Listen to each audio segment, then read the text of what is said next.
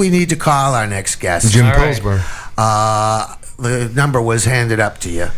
So, Jim, if you are listening on the internet, so people could be listening to us in Shanghai, which is halfway around the world. Anyway, Jim is going to be with us in a matter of technological moments. We got him ready. And Jim is, I'm told, on the line. So We're here, Stephen. We're here. Hi, Jim. How are you? All right. How you doing, buddy? Well, it's been a long 20-odd years, hasn't it, Jim? Has it not, sir? Has it not? And you're coming close. Not? Yep. That first rally out in Western Mass, and I was actually a member of the original Freedom Fighters. I think you were a member of them also. I was a member of Normal. Oh, right. I was a member of Normal, and that's why we're a coalition, buddy. That's true, we are. And we're a one-issue coalition, and that's one reason why. But some of us have more than one issue. Yeah, some of us have more than one issue. My wife says I have a lot of issues, but that's because I have my own psychologist built in with my wife. Well, that's okay. Everybody needs two of those. But I'm just emphasizing that it's becoming absolutely patently clear to me, Jimmy, that your position on marijuana is not only not harmful, but because you talk about marijuana in a broader sense of all the things that hemp can bring us. Yeah. Oh, yeah. That people are beginning to understand in the 6th Middlesex District that Jim Pillsbury's a good man with independent ideas, and he thinks things through, and he questions authority, and that's what we want in our state. Exactly. Yep, exactly. And without getting into any issues, Jim, tell us about the hemp stuff you know. Yeah, let's just do some revisionist history for the listeners out there. And Stephen, you and I both know about what happened in Ashland when we first started to talk about the hemp thing with Jack Hare years ago now, 17 years ago, I guess, God rest his soul. There was a move from, the people in Metro West and certainly the town of Ashland to say that, you couldn't talk about that. You couldn't talk about hemp. You couldn't talk about the benefits of hemp. You couldn't talk about marijuana even. And as Stephen knows, and perhaps the listeners will understand, 17 years ago, we had to take the town of Ashland to court just to be able to assemble and talk about hemp freely and openly in a public park. And that was, for me, the beginning of this hemp thing after reading the Jack's book, The Emperor Wears No Clothes. I was blown away that I didn't know this to begin with, and then after knowing what hemp could do and all the things that could be made out of it and once were made out of it, and how it was traded as currency in this country, and how the founding fathers used it. You could pay your taxes with it. I knew right away. I knew right away that was something that I had to champion the rest of my life, and Masscan and Normal and everybody else. We all worked together to kind of reach this point. It was a long, long ride to this point, but I think certainly the people in Metro West and Framingham specifically, when we asked that public policy question in 2000 to decriminalize surprised marijuana, you then, Jim, didn't that was a huge, huge leap forward. Where do you direct people online? Listen. Well, I have a website, jimpillsbury.homestead.com is the political website. We have an active blog, a 2-year-old blog, jimpillsbury.blogspot.com. We have, lots of, on the political side, we're in the Boston.com section, and we're on Mass Election 2010. Yeah. And all of our, my positions, unlike basically, Jim, if you Google Jim Pillsbury in quotation marks, and let's spell that too. Spell that for the people that might not know. BILLSBURY, and Middlesex is MIDDLESEX, and Framingham, you are going to find a candidate for Cannabis who has the respect of at least the neighbors in your precinct, right, Jim? Yes. Oh, absolutely, absolutely. And let me just go back to that 2000 victory that started the ball rolling for me here in Framingham. 65% of the people who voted for the incumbent, well-rooted incumbent in 2000, voted for decriminalization of marijuana. This is soccer mom territory. This is high-tech people. Our average income here in Framingham is relatively high.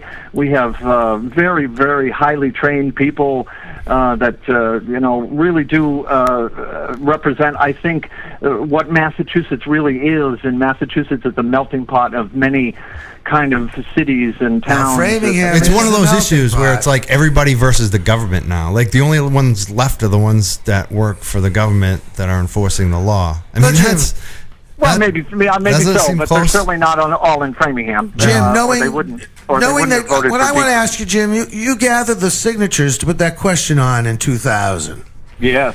and you then have gathered the signatures again, and now you've been running a full-blown campaign now for almost, you bet. Yep. almost Yep. a year.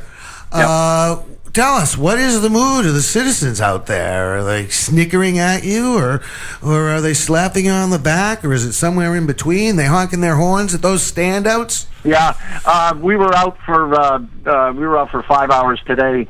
We got a couple of thumbs down as we would expect. This is a heavily unionized town, organized labor. But you can tell the people are. I think I can tell the people who ride by, see my name, give me a thumbs up or the peace sign, and have a smile on their face. And that means a lot to me, because I think those people, many of them are boomers, many of them have been here for 10 years or longer, and many of them know they can't come out, they can't support a candidate like me openly, but in the privacy of the voting booth, where that public policy question was won.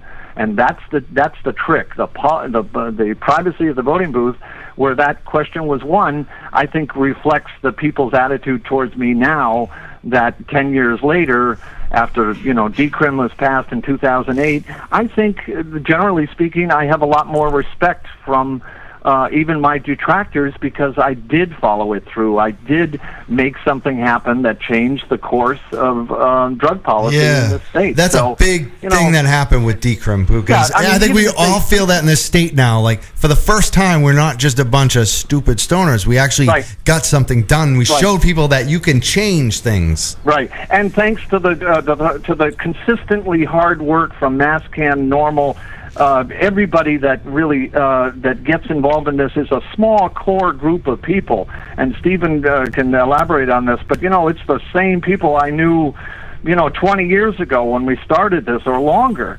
And it's the core group of people that Bill Downing, John Leonard, Steve Epstein, all these guys. But it's a small core group of people that push this and would not let this die. Would not let the propaganda, the lies, the misinformation about cannabis and about hemp.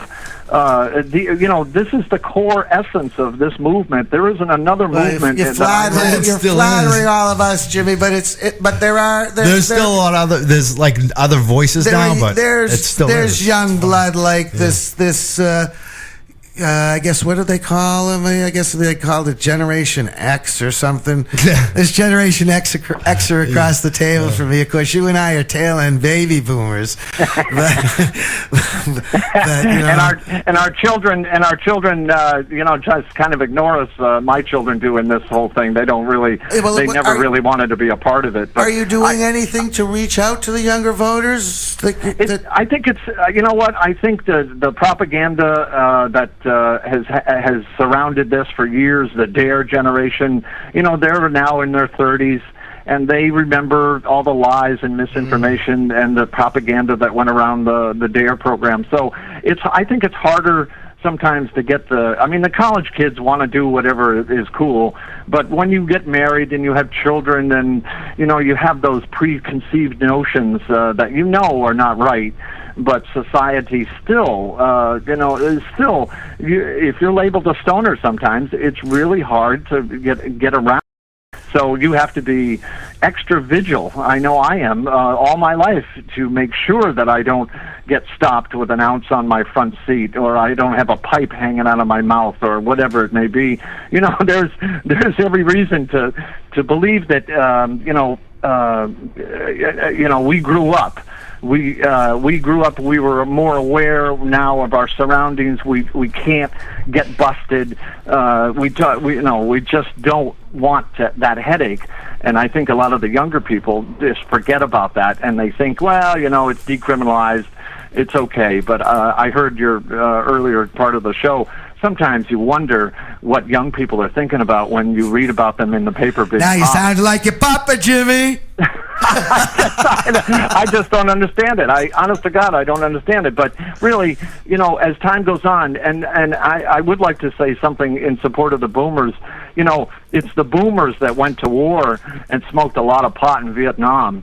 It's the boomers who have made this country the way it is today, and efficiency and productivity and innovation. It's the boomers that are going to the voting booth next week, and they're going to flex their muscle, I think, more so than the younger people. But that remains to be seen, and I'm sure Stephen could have an opinion about this. Well, too, you're in a unique situation there in Framingham. What with the Democratic Party having beaten itself up over who would represent them since they had a challenger and they threw the incumbent out. Yeah, I know.